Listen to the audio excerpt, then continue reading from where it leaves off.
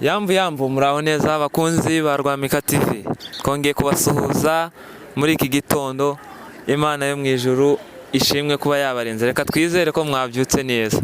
Jewe mpagaze aha ngaha nka mwarimu Mbangutse mbasaba imbabazi kubwo iminsi iciyeho nta kintu turimo kubereka kubera imbogamizi zabayeho. Habaye imbogamizi nyinshi, turimo kwitegura guhindura location ku bantu bari bazi aho dukorera. Narimba Nyagatare, ndimo ndabasaba imbabazi, nukuri ndabinginze mu mbabarire. Narimaze iminsi nitegura ibintu byo kuja ku ishuri nyine kwiga. Ubwo rero ku bantu twabanaga Nyagatare, abakunzi banje bari muri Nyagatare, bye ndabasezeye. Murareba hano turi ni muri gare. Reka tabe cameraman bigaragaze.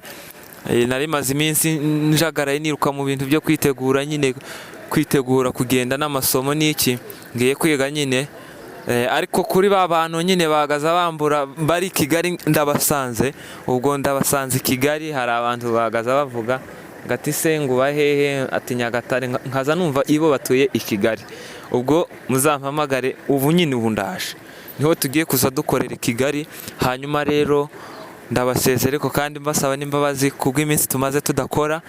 Tubabarire nizo mbogamizi twagize, ariko mu minsi iri imbere turaje tubatemo dutangira akazi kacu nk'ibisanzwe, timugire ikibazo.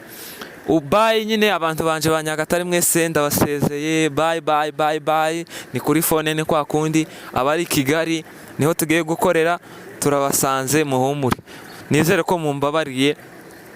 Ubwo nimara gushika neza maze kwitunganya nko mu byo kwa gatanu cyangwa kwa gatandatu, nzobagezaho igisomo kiza cyane. Sawa, murakoze. Bye.